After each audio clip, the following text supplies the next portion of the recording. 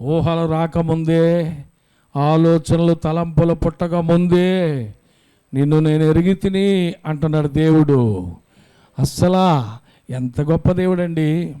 మీకు ఆలోచనలు రాకముందే, ఊహలు తలంపులు పుట్టకముందే ఎరిగిన గొప్ప దేవుడు. దేవుని స్తోత్రం. ప్రపంచమును అందుకనే ఆయన ఏలగలుగుతున్నాడు, ప్రపంచాన్ని ఏలగలుగుతున్నాడు. అందుకనే ఇలా గమనించండి. ఈ స్వాతంత్రము గురించి చెప్పుకుంటూ దాస్యం గురించి కూడా నేను చెప్తున్నాను. నేను చెప్పేది ఇప్పుడు దాస్యం గురించి. దాసత్వం, దాస్యము. ఇప్పుడు సాతాను కాడి క్రింద ఇంకా మనం ఉన్నామా? అప్పుడు ఆదామావులు ఉన్నారు, కయ్యను ఏబేలు ఉన్నారు, ఆ తర్వాత చాలామంది ఉన్నారు. కానీ నోవహు, ఆదికాండం 6వ అధ్యాయం వచ్చేటప్పటికి, అలాగే హానోకు, ఇలాంటి వారు అందరూ వెళ్ళలేదు ఆయన కాడి కిందకి. అంటే ఆ సంతతి వారే కానీ, ఆదాము సంతతి వారే కానీ ఆ కాడి క్రింద నుంచి కొంతమంది దేవుడు ప్రత్యేకపరుచుకున్నారు. దేవుడు స్తోత్రం. హానోకుకి దేవుడు స్నేహితుడిగా మారిపోయి ఆడెక్కడొచ్చి చేరతాడో, నా బిడ్డని ఎక్కడ వాడు పాడు చేస్తాడో అని మాట్లాడుకుంటా బొంతుతో కైలాసం. ఒకసారి ఇలా పైకి చూసి చెప్పండి మీరు, బొంతుతో కైలాసం. అందరూ ఎత్తారా తల? అంటే శరీరముతోనే కొనుపోబడిన హానోకు ప్రభుతో మాట్లాడుతూ ఈయన భుజం మీద చేసారో, చేయి పట్టుకున్నారో దేవుడు. హానోకు గారు శరీరంతో పైకి వెళ్ళిపోయారండి. హల్లెలూయా. అంత ఫ్రెండ్షిప్ చేశాడు హానోకు. యేసయ్యతో ఫ్రెండ్షిప్ నీకుందా? అలాంటి ఫ్రెండ్షిప్ ఉందా? లోకముతో స్నేహము చేస్తున్నావా? అది దాస్యమే. దేవునితో సహవాసం ఉందా? అది స్వాతంత్రమే. అవునా కదా? కాబట్టి స్వాతంత్రం ఇచ్చేవాడు ఆయన చేతి కింద ఉంటే నీకు భయం ఏంటి? ఇంకా సమస్యల్ని నియమన చేస్తాయా? ఇంకా ఎవరైనా రికమెండేషన్ చేయాలా? అవసరం లేదు కదా. ఆయనే డైరెక్ట్గా నిన్ను ఆశీర్వదిస్తే ఇంకేంటి కావాలి నీకు? ఇంకేం కావాలమ్మా? హల్లెలూయా. యేసుక్రీస్తు అందరికీ ప్రభువు. గ్రంథం ద్వారా ఇవన్నీ చెప్తున్నాను. నా సొంత తెలివితేటలు ఏమన్నా కాదు. బాగా ఎన్నో సంవత్సరాల నుంచి, 44 సంవత్సరాల నుంచి వింటూ, అలాగే చదువుకుంటూ, ధ్యానించుకుంటూ, దేవుడి పాదాల దగ్గర మోకాళ్ళు వేసి కొన్ని గంటలమ్మా ప్రార్థన చేసుకుంటూ ఉండగా నేర్పించిన పాఠాలు గుర్తుపెట్టుకుని మీతో చెప్తున్నానే తప్ప అంతకంటే ఏమీ లేదు. దేవుని స్తోత్రం. మన గుంటూరు సభల్లో మొదటి రోజుకి వెళ్ళి, అది ఫస్ట్ మీటింగు. నిన్నన్ని సభలు అనుకోండి, మొన్న వెళ్ళిపోయారు. ఎందుకు వెళ్ళిపోయారు? ప్లేసుల కోసమని కొంతమంది అంటారు. ముందుగా అలాగే మరి ప్రయాణ సౌకర్యం కష్టమైపోద్ది అదే రోజు అయితే అని కొందరు. నిజమే. ఎందుకంటే సుమారు 5 లక్షలు, 6 లక్షలు, 8 లక్షలు, 10 లక్షలు జనం, విస్తారమైన ప్రజలు. ఆసియా ఖండములోనే అంత పెద్ద పందిర్లు వేసి పెట్టే మీటింగుల్లో రెండవదంటండి అది. దేవుని స్తోత్రం. అంటే మన ఆసియా ఖండంలో ఎన్ని దేశాలు ఉంటాయో, 100 లేకపోతే 120, చాలా పెద్ద ఖండం మంది. ఓకే, ఆ దేశం మన ఆసియా ఖండములో అలా పందిర్లు వేసి నెలళ్ళు సిద్ధపరిచి ఆ 3 రోజుల మీటింగ్ కోసం. అసలు ఎంత పందిర్లండి, ఎంత ఏర్పాటు. దేవుని ఏర్పాటు లేకుండా నరుడు ఏమి చేయగలడు? హల్లెలూయా. సంఘాలు ఒకళ్ళొకరు విమర్శించుకుంటూ ఉంటారు. మేము కూడా బైబిల్ మిషన్లో లేము, కానీ అన్ని మిషన్లని గౌరవిస్తాం. హల్లెలూయా. అన్ని మిషన్లని, అన్ని మతాలని, అందరినీ ప్రేమిస్తాం, అందరినీ గౌరవిస్తాం. అదే దైవ సన్నిధి. దైవ సన్నిధి అంటే అర్థం అదే. దేవుని సన్నిధి అంటే ఇంకేం కాదు. పేర్లు గుర్తు తెలియడం పెట్టుకున్నారు. బైబిల్ మిషన్ అంటే దేవుడు దేవదాసయ్య గారికి బయలుపరిచారు. పెంతుకోస్త్ అనేది పండుగ ఒకటి బైబిల్లో అపొస్తలుల గారి 2వ అధ్యాయంలో ఉంది. పెంతుకోస్త్ అని, ఇంకా పెంతుకోస్తు. ఆ పేర్లు వేరుగా గుర్తింపు కోసం పెట్టుకున్నారు అంతే. దేవుని స్తోత్రం. కాబట్టి ప్రియులారా, అన్ని మిషన్లని, అన్ని సంఘాలని ప్రేమించేవాడే నిజమైన క్రైస్తవుడు. అందుకని సభలకి వెళ్తాం, ఏది మనకి దైవజ్ఞానంతో అవసరమో అది నేర్చుకుంటాం, ఏది వ్యతిరేకంగా ఉందో దాన్ని మాత్రం ఆత్మ సంబంధమైన వివేచన ఆ వరములు మనకుంటే అలాగ మనము తీసుకోగలం. రాజహంస అనేది ఒకటి ఉంది, హంసలు, రాజహంసలు. నీళ్ళు, ఒక మీకు గేదె ఉందనుకోండి, గేదె స్వచ్ఛమైన పాలు అమ్మేవారు ఉంటారు కదా, ఉన్నారా ఇక్కడ ఎవరైనా? స్వచ్ఛమైన పాలు లీటర్ 80 రూపాయలు, పాలు అది 100 రూపాయలు. ఓకే, రేట్ ఎక్కువ తీసుకుంటున్నా, నీళ్ళు కలపలేదు. నీళ్ళు 1 లీటర్లో ఎన్ని నీళ్లు కలుపుతారో చెప్పాలంటే రాజహంస చక్కగా చెప్తుంది దేవుని స్తోత్రం. అంటే పాలు మాత్రమే లోపలికి అది తీసుకుంటుందంట, నీళ్లను తీసుకోదంట. దాని నోట్లో అలాంటి అమర్చాడు దేవుడు. అందుకని ఫిల్టరింగ్ చేస్తుందంట, పాలను నీళ్లను ఫిల్టరింగ్ చేస్తుంది. మనకి ఫిల్టరింగ్ చేసే 2 ఉన్నాయి మన అవయవంలో, మన శరీరంలో. ఏంటయ్యి? కిడ్నీలు ఫిల్టర్ చేస్తాయండి. అంటే వాటర్ ఫిల్టర్ చేసి యూరిన్ ద్వారా పంపించడానికి. అది కలిసిపోతుంది అనుకో, కిడ్నీలు ఫెయిల్ అయినాయి అని చెప్తూ ఉంటారు డాక్టర్స్. దేవుని స్తోత్రం. రాజహంస ఫిల్టర్ చేసేది ఏంటి? పాలు, నీళ్ళు. రాజహంసలాగా ఉంటావా? నిజమైన స్వాతంత్రాన్ని కలిగి ఉంటావా? సాతాను కాడి కింద ఉంటావా? దేవుని కాడి కింద ఉంటావా? సిలువ కాడిని ఎత్తుకుంటావా? ఐగుప్తు దేశస్థులు, ఇందాక ఆ ఇద్దరు ఎవరండి? ఆదామావ చెప్పాలి ఫస్ట్. ఆ ఇద్దరు ఆదామావలు, వాళ్ళ పిల్లలు ఎవరండి? 2 కొడుకులు, కయీను, హేబేలు. ఓకే, వాళ్ళు ఏ కాడి కిందకి వెళ్ళిపోయారు? అయ్యో కొత్తగా వచ్చానండి, మాకేం తెలియదండి అనకండి, ఇప్పుడే విన్నారు కదా. సాతాను దాస్యం అనే కాడి కిందకి వెళ్ళిపోయారు. ఎలా వెళ్ళిపోయారు? మాయ మాటలు. నమ్మవద్దు ఈ మాయాలోకం, నమ్మవద్దు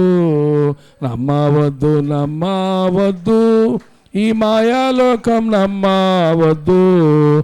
ఆశ చూపి మోసం చేయు ఈ మాయాలోకం, నమ్మవద్దు. ఆశ చూపి మోసం చేయు ఈ మాయాలోకం, నమ్మవద్దు. నీ తల్లి ఏది, తండ్రి ఏడి, నీ అన్నలేరి చెల్లెండరి.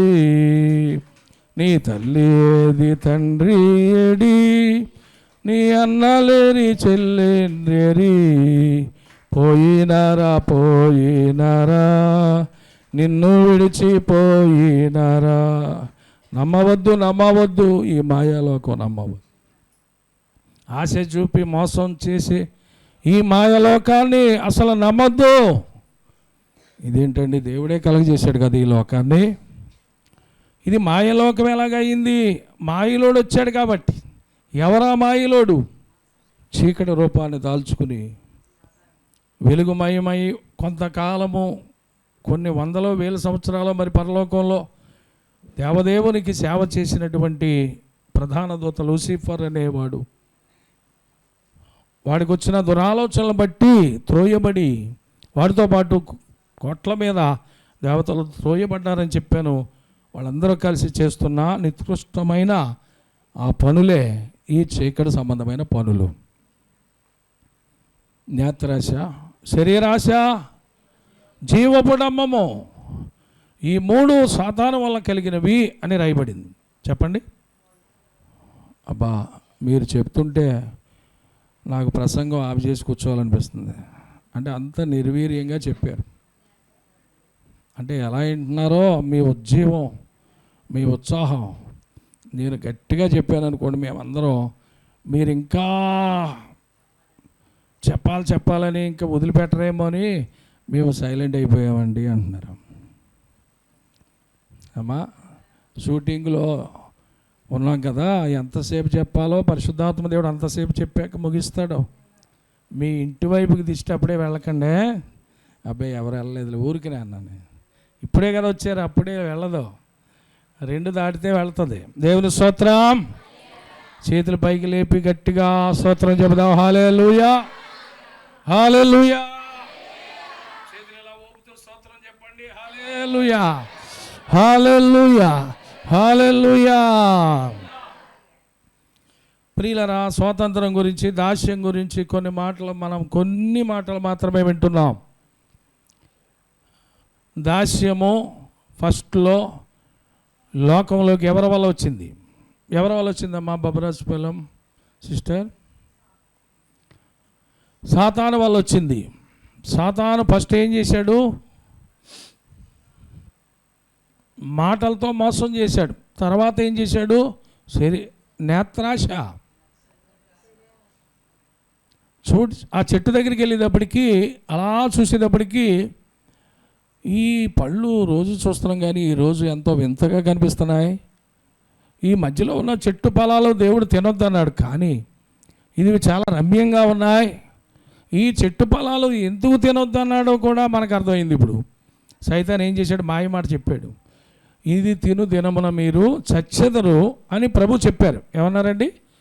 ఈ మధ్యలో ఉన్న చెట్లు ఫలాలు మీరు తింటే చచ్చిపోతారన్నాడు. అంటే చావు అక్కడి నుంచే వచ్చింది. అంతకుముందు అసలు మన సావు లేదు అని చేద్దాం అనుకున్నాడు దేవుడు. సావు అనేది మనం కొని తెచ్చుకున్నాం. అపవాది మాయలో పడేసి చావు అనేదాన్ని తీసుకొచ్చాడు. అందుకనే యేసుప్రభువారు నరుడిగా వచ్చి ఆయన చావు అనేదాన్ని మళ్ళీ గెట్ అవుట్ అని చెప్పడానికి ఆయన రెండవ ఆదాముగా వచ్చాడు. దేవుని స్తోత్రం. ప్రియులారా, 5 రోజులు మీటింగులకు వెళ్తే ఫస్ట్ నుంచి లాస్ట్ వరకు కూడా, ముగింపు దాకా కూడా అందరూ సగం పైనే వెళ్ళిపోయేదాకా ఉండేవాడిని నేను. దేవుని స్తోత్రం. అన్నీ చక్కగా నోట్స్లో ఎన్నో లెసన్స్, ఎన్ని మెసేజెస్ రాసుకునేవాడిని. పాటలు పాడితే అవి కూడా రాసుకునేవాడిని. అంత ఓపికతో చేస్తుంటే దేవుడు ఇష్టపడ్డాడు. ఆయన సేవ చేయడానికి ఆయనే పిలుచుకున్నాడు. దేవుని స్తోత్రం. తప్పు కొనక ఒప్పుకో ఘోర పాపము, చెప్పుకుంటే సిగ్గు యేసుని వేడుకో. తప్పు కొనక ఒప్పుకో ఘోర పాపము, మదిలో మరువకు యేసుని విడువకు. మదిలో మరువకు యేసుని విడువకు. ఏదేనో తోటలో ఆదాము అవ్వలు చేసిన పాపానికి ప్రతిఫలమో మనము. పాటల అర్థం చూసారా? వాక్యమే. ఇప్పుడు నేను చెప్పిన వాక్యం అంతా ఆ పాటలో ఉంది. ఆ పాట మీరు రాసుకోగలిగితే, రికార్డ్ చేసుకోగలిగితే మీ సెల్ ఫోన్లో, ఈ సెల్ ఫోన్లో ఇలాంటివి రికార్డ్ చేయరు మీరు. అంటే మళ్ళీ వింటే ఎక్కడ పాపమా ఇది? కొంతమంది ఫోన్ ఆన్ చేసి దేనికి వాడతారో, వాళ్ళ అమ్మాయితోటో లేకపోతే వాళ్ళ చెల్లెలతోటో మాట్లాడతారు, మొదలు పెడతారు. ఓ పావు గంట సేపు మాట్లాడతారు, అరగంట సేపు. ఏముంటుంది అందులో అంటే, వంట కాడించి మొదలెడతారు, కూర కాడించి మొదలెడతారు, ఏ టు జెడ్ ఇవన్నీ మొదలెడతారు. కానీ యేసుప్రభువారు ఒక్క మాట కూడా చెప్పదండి. నేను సోమవారం వెళ్ళానే చెల్లి, అద్భుతమైనటువంటి మెసేజ్ విన్నాను. ఈరోజు రిపబ్లిక్ డే కదా, దానికి సందర్భంగా మన భారతదేశం గురించి చెప్తూ పరిశుద్ధ గ్రంథములో స్వాతంత్రము ఎక్కడుందో, దాస్యం ఎక్కడి నుంచి వచ్చిందో చెప్పారే. పలానా చోట అని అవతల బిడ్డ ఒకవేళ నమ్ముకుంటే గలతీ 5వ అధ్యాయం చదువుకో. మన ఇద్దరం కాన్ఫరెన్స్గా ప్రార్థన చేసుకుందాం. కాన్ఫరెన్స్ కాల్ కలుపుకుంటారు. ఇదేనికి? ఏ కూరకు, మటను చికెను, ఈరోజు స్పెషల్, ఈ వీటి కోసం. లేకపోతే వాళ్ళ మీద వీళ్ళ మీద కోపాలు తాపాలు, అంతే కదా. మన పెళ్ళిలో అని మొదలెడతావు కావిడ. ఏమైంది అంటది ఈవిడి. అబ్బే ఇలాగే అలాగే భోజనాలు బాగున్నాయి కానీ అంటది. కానీ అనేటప్పటికి ఇదేంటి ఏం బాగోలేదే నీకు అంటది. ఇవన్నీ సోదంతా చెప్పుకుంటారు కానీ చెప్పుకోవద్దని అంటలేదండి. దానికి తక్కువ సమయాన్ని దేవుని కోసం ఎక్కువ సమయాన్ని ఎవరు కేటాయిస్తారో వాళ్ళ సమస్యలు మట్టుమాయమైపోతాయి. వాళ్ళకి దేవుడు వారంటే ఇష్టపడతాడు. దేవుని స్తోత్రం. ఆత్మ సంబంధమైన పోరాటము ఆత్మ సంబంధమైన పోరాటం పోరాడాలి. ఆ పోరాటం ఎవరితో అంటే మొట్టమొదటి నుంచి మనల్ని మోసం చేసుకుంటూ వస్తున్నాడే ఒక శత్రువు, వాడు అనుచరులు కొట్ల మీద ఉన్నారు. పిల్ల దెయ్యం, చిన్న దెయ్యం, పిశాచి, కర్ణ పిశాచులు, ఇంకా ఏ దెయ్యాలండి, కామిని, నిజం, శంకిని దెయ్యాలు, కామిని దెయ్యాలు, ఇవన్నీ ఎవరో కాదు, త్రోయబడిన దేవదూతలు. అమ్మా సిద్ధాంతం సహోదరి, వీళ్ళందరూ కూడా నేను పలానా అని చెప్పి చచ్చిపోయిన వాళ్ళు పేర్లు చెప్తారు. వీళ్ళు నిజంగా వాళ్ళు ఎక్కడ వెళ్ళాలో ఎక్కడ ఉండాలో అక్కడికి వెళ్ళిపోయారండి. మనం ఏమైనా పట్టుకోగలదామా వాళ్ళని? అలా ఎలా వెళ్ళిపోయింది? ఇంతమంది ఉన్నావా, చుట్టూ ఉన్నాం, ఎవరితో ఒక మాట అన్నా చెప్పలేదు, వెళ్ళిపోయావా అని పెద్ద ఏడుపు మొదలెడతారు. అవునా కదా? అమ్మోయ్ అమ్మమ్మోయ్ అని ఒక నాలమ్మాయిని పిల్లలు ఎక్కడికి వెళ్ళిపోయిందో తెలియదు ఈ ఆత్మ. కానీ ఒక 4 రోజులు పోయాక ఎవరికో కనిపించి నేనే పుల్లమ్మనే అంటే, అయ్యి బాబు వచ్చేసావా, ఏం కావాలి, ఇంటి చుట్టూ తిరుగుతున్నావు అని ఇలాగ మాట్లాడతారు. వాళ్ళు ఎక్కడికి వెళ్ళిపోవాలో బైబిల్ చెప్తుంది. అందరూ అటే చూడండి, తైలం చేసావంక, వాక్యం ఏమైపోయినా పర్లేదు, ఎవరిది ఈ తైలం, ఎంతవరకు నింపుకొచ్చింది, ఇవన్నీ మనకు కావాలి. నేను చెప్తున్నాను కదా, రోజు 2 గంటలు ప్రార్థన చేసేవాళ్ళు, 1 గంట వాక్యం చదివేవాళ్ళు ఇలాగ ఇవన్నీ చూడరండి. నేర్చుకుంటారు, రాసుకుంటారు. ఇక్కడ స్కూల్ పిల్లలు ఉన్నారు, ఎన్ని నోట్సులు రాస్తారు అడగండి. ఇంగ్లీషు నోట్స్ ఉండదా? మ్యాథమెటిక్స్ అన్నిటికీ నోట్స్లు ఉంటాయి. కానీ చర్చికి వస్తే నోట్సు, చర్చికి వస్తే బైబిలు మర్చిపోయామంటారు. ఏది నిజమైంది, ఏది నిజమైన స్వాతంత్రం, ఏది శాశ్వతమైన లోకం? 60 సంవత్సరాల వరకు ఉద్యోగం చేశాక ఏమంటారు వాళ్ళు? నువ్వు కష్టపడి చదివిన దానికి అయిపోయింది వెళ్ళి అంటారు, సర్వీస్ అయ్యి. అది కాదు, శాశ్వతమైనది ఒకటి ఉంది, ఉద్యోగం. అదే పరలోకం చేరటం. గట్టిగా చప్పట్లు కొడదాం. పరలోక రాజ్యం, శాశ్వత రాజ్యం, మోక్ష నగరి. ప్రియులారా, ఆదామవ్వలు ఏం చేశారండి? ఏదేను తోటలో ఆదామవ్వలు చేసిన పాపానికి ప్రతిఫలం మనం. 2వ ఆదామైన యేసుక్రీస్తు మరణమే, ఆయన 2వ ఆదాముగా వచ్చాడు, ఆయన మరణించాడు. ఎందుకు మరణించాడు? చేతకాని వాళ్ళలాగా అంటారు చాలామంది తెలియక. ఎందుకు మరణించాడు అని గ్రంథాలు తెలియక, లేఖనాలు చదవక, అంతమంది కొడుతుంటే, అంతమంది చంపుతుంటే నోరు అప్పగించి అక్కడున్న వాళ్ళ బంధువులు కూడా ఎవరు ఏం చేయలేకపోయారు, యేసుప్రభు వారిని చంపుతుంటే అని అంటూ ఉంటారు తెలియక. ఆది నుంచి ముగింపు దాకా గ్రంథం చదివితే తెలుస్తుంది, వింటే తెలుస్తుంది. అవునా కదా? ఎందుకు వచ్చాడండి ఆయన? ఏ పాపాన్నైతే పోగు చేసుకున్నాడో మానవుడు చెప్పాలి. చూపు ద్వారా పాపం చేయలేదన్నవారు చేయొద్దండి. చూపు ద్వారా పాపం లేదు నాకు, ఆలోచనల ద్వారా అసలు ఎప్పుడు నేను పాపం చేయను, అసలు నేను చాలా పరిశుద్ధుడు అన్నవారు చేయొత్తమండి. నేత్రాశ, శరీరాశ, ఈ శరీరంతో పాపం చేయలేదు, చేతితో పాపం చేయలేదు, కాళ్ళతో, అలా ఏది శరీరం అంటే మొత్తం అవయవాలన్నీ కలిసి శరీరం. కాబట్టి ఎక్కడ కొట్టాడో చూడండి దెబ్బ, వాడు ఎక్కడ కొట్టాడో చూడండి దెబ్బ. ఎవరండి? మనకి వ్యతిరేకంగా ఉన్న ఒక వ్యక్తి, దేవుడికే వ్యతిరేకమైపోయిన ఒక వ్యక్తి, వాడే సాతాను, శనీశ్వరుడు, లూసిఫర్ ఒకప్పుడు. కానీ ఇప్పుడు కాదు. దేవుని స్తోత్రం, హల్లెలూయా. ఎంత దైవజ్ఞానం ఉంది, ఎంత మర్మాలు ఉన్నాయి. ప్రియులారా గమనించండి. ఇది చదవక, వినక, తెలుసుకోక బద్ధకం, నీరసం, నీరసత్వం వస్తుంది, అనారోగ్యాలు వస్తున్నాయి. రోజు చదువుతుంటే, నేను ఆదివారం నిన్న పట్టింపాలలో 2 గంటల సేపు అలాగే నిలువుకాళ్ళ మీద నిలబడి వాక్యం చెప్పి అందరికి ప్రార్థన చేసి బలారాధన ఇచ్చి వచ్చాను. మామూలుగా చూస్తే చాలా బలహీన ఉండే, ఒక్కోసారి 5 నిమిషాల నుంచి ఉండేటప్పటికి కాళ్ళు లాగినట్టు ఉంటాయి ఒక్కోసారి. కానీ అన్ని గంటలు ఎలా నిలబడ్డాం బలిపీఠం మీద? అది దేవుని బలమని తెలుసుకోవటానికి ఎన్నోసార్లు దేవుడు నాకు చూపించిన నిదర్శనం, ప్రత్యక్షత. నిజమే కదా?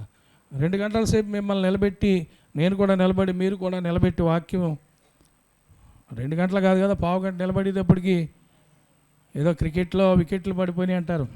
ఏంటది? అదేనా? నాకు దాని గురించి పెద్దగా చూడడం నాకు అర్థం కాదు. కానీ వికెట్లు అంటే నిలబెట్టిన 3 క్రికెట్లో బ్యాట్ ఉంటుంది కదా, పడిపోయినాయి అంటారు కదా. అలాగా పోనీ అక్కడ దాకా ఎందుకు, గాలి వచ్చినప్పుడు అరచెట్లు పడిపోతాయి చూసారా, అలాగా 10 నిమిషాలు 5 నిమిషాల్లో కొంతమంది కూర్చుంటారు, పావు గంటలో కొంతమంది కూర్చుంటారు.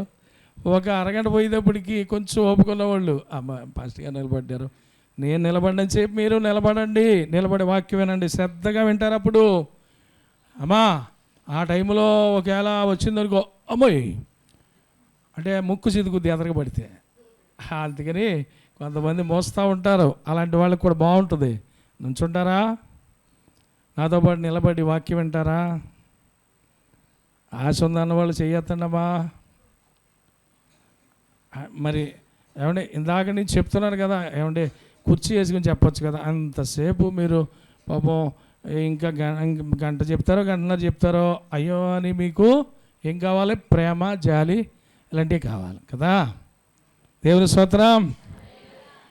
కానీ 10 నిమిషాలు, పావు గంట మీరు ఆరాధన చేసి మిమ్మల్ని నిలబెట్టేటప్పటికి మాకు జాలి వేస్తుందండి. అమ్మా కూర్చోండి, మీరు కూర్చోండి అంటాం, కానీ మేము కూర్చోం. అమ్మా మీ పిల్లలు తిన్నారా లేదో చూసుకుంటారు కదా. మీకు ఒకవేళ అన్నం లేదనుకోండి, అడ్జస్ట్ అయిపోయి టీ చుక్క తాగి, కొంచెం కాఫీ తాగి పడుకుంటారు. కానీ కొడుకు కూతురు కడుపు నిండా మళ్ళీ వండలేకో, టైం ఎక్కువైపోయిందనో. చూడండి తల్లి ప్రేమ, ఇక్కడ దేవుని ప్రేమ. అది లోక స్వాతంత్రం, ఇది దేవుని సన్నిధిలో దేవుడిచ్చిన స్వాతంత్రం. దేవుని స్తోత్రం. ప్రియులారా, స్వాతంత్రానికి వ్యతిరేకమైన పదం ఏంటండి? దాస్యం అని చెప్పాను కదా. ఒక్కళ్ళు కూడా చెప్పకపోతే ఎలాగమ్మా? స్వాతంత్రానికి వ్యతిరేక పదం ఏంటండి? దాస్యం. మిత్రుడికి వ్యతిరేక పదం ఏంటండి? శత్రువు. మన మిత్రుడు ఎవరో? అమ్మా కళ్ళు మూసి అయినా చెప్పవచ్చు, పర్లేదు చెప్పమ్మా, కళ్ళు మూసి అని చెప్పు. మిత్రుడు ఎవరో? మన మిత్రుడు యేసయ్య. ఏంటమ్మా అంత సీరియస్గా చూస్తున్నావు? నిన్నే. మన మిత్రుడు ఎవరమ్మంటే మాట్లాడమే, మన చేతులు అడ్డం పెట్టుకుని. మన మిత్రుడు ఎవరో? యేసయ్య. మనకి శత్రువు ఎవరో? మరి ఇంకా చాలామంది శత్రువులు ఉన్నారని అంటూ ఉంటాం మనం. మనల్ని బాధ పెట్టారు కాబట్టి వాళ్ళు కూడా శత్రువులా కనబడతారు. కానీ వాళ్ళలో దూరినోడు అలాంటోడు. నిన్ను బాధ పెట్టడానికి, నిన్ను ఇబ్బంది పెడటానికి వాడిలో ప్రవేశించిన వాడు శత్రువు. వాడు మంచివాడే అయి ఉండొచ్చు, శత్రువు పనిచేస్తున్నాడు కాబట్టి నీ భక్తిని పాడు చేయడానికి నీ నోటమ్మట బూతులు రావాలి కదా. మరి నీ నోటమ్మట చెడ్డ మాటలు రావాలని అవతల వాళ్ళని బలపరుస్తూ ఉంటాడు సాతాను శత్రువు. అప్పుడు మనం అర్థం చేసుకుని ఒక అడుగు వెనక్కి వేసి ఏం చేయాలమ్మా? యేసు రక్తమే జయం. నా నోరు పాడు చేయటానికి, నా వ్రతం భంగం చేయడానికి దీనిలో దూరావా అంటే తోటకోడల్లో. అబ్బా మా తోటకోడలు చాలా మంచిదండి, ఏమి నమ్మనండి. ఓకే మంచిది. లేకపోతే చెల్లెలు అక్కలు అంటే ఆస్తి కోసం వాళ్ళిద్దరూ అంతా బాగానే ఉంటారండి. అక్కడ వచ్చేస్తుంది అన్నదమ్ములు, అక్క చెల్లెళ్ళు, ఈ మధ్యలో శత్రువు. అంటే ఇందులో ఉన్నటువంటిది తెలియక దీనికోసము, ఈ లోక సంబంధం దానికోసం ప్రయాసపడుతూ ఉంటారు. ముందుగా దేవునికి వందనాలండి, దైవ సేవకులకు వందనాలు, కూడి వచ్చిన మీ అందరికీ వందనాలండి. మరి మా అమ్మగారు ఇంటి స్థలం అండి. మా అమ్మగారికి అయితే సొంత గృహం లేదండి, ఎప్పటి నుంచో గృహం లేదు, అద్దెంట్లోనే ఉంటున్నారండి. మరి నేను హస్త ప్రార్థనలో 7వ వారంలో అండి మరి మా అమ్మగారి ఇంటి స్థలం గురించి రాయించుకున్నానండి. దేవుడు మరి విడుదల ఇచ్చారండి. ఇల్లు స్థలం ఉంది కానీ అది 8 సంవత్సరాల నుంచి అండి ఇల్లు స్థలం సంబంధం లేదని దెబ్బలాడుతున్నారండి, ఇద్దరు పంచుకోవాలి. కానీ దేవుడు మొన్న వారంలో దేవుడు అద్భుత కార్యం చేశారండి. తక్కువ సెంటు వస్తుంది అనుకున్నదని మా అమ్మ 1 సెంట్ అనుకుంది, కానీ దేవుడు 2 సెంట్లు ఇచ్చారు స్థలం అండి. మరి 8 సంవత్సరాలకైతే ఇల్లు స్థలం విడుదల కలిగిందండి. నూతన గృహం కట్టుకోవడానికి దేవుడు కృప చూపారండి. ఈ హస్త ప్రార్థన ద్వారా నా తల్లి పట్ల గొప్ప కార్యం జరిగిందండి. మరి 21 వారాలండి ఈ రోజుతో పూర్తయినాయి అండి. దేవుడు 21 వారాలు రావడానికి సహాయం చేశారండి. మరి చాలా బలహీనత ఈ పక్క నుంచి సైడ్ అంతా నొప్పితో బాధపడేదానండి. మరి హాస్పిటల్కి వెళ్తే స్కానింగ్లో తీయించుకుని ఇక్కడ గడ్డ వచ్చింది అన్నారండి.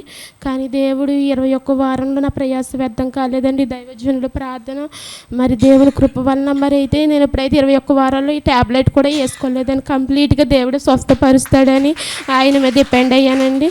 మరి మొన్న 4 రోజుల కిందట ఇక్కడ గడ్డంతా కరిగిపోతున్నట్టుగా స్పర్శ అయితే అనుభవించానండి. ఇక్కడైతే గడ్డ కింద ఉండేది, ఇప్పుడైతే నార్మల్గా ఉంది. మంచినీళ్ళు కూడా తాగుదామన్నా పెయిన్ వచ్చేసిదండి, ఏమైనా తిందామన్నా పెయిన్ వచ్చేసిందండి తల నుంచి పళ్ళు వరకు. కానీ దేవుడు నాకు విడుదల ఇచ్చాడండి, సంపూర్ణ ఆరోగ్యం ఇచ్చాడండి, సంపూర్ణ విడుదల ఇచ్చాడండి. 21 వారాల్లో కూడా నా భర్త మనసు మార్చి ఇక్కడికి రావడానికి దేవుడు సహాయం చేశాడండి. నా జీవితంలో నా కుటుంబంలో ప్రతి ఒక్కరి పట్ల మేలు అద్భుతాలు దేవుడు చేశారండి. దేవునికి మహిమ కృతజ్ఞతలండి. ఇచ్చిన సాక్ష్యం దేవుడు దీవించిన గాక. ఆమేన్.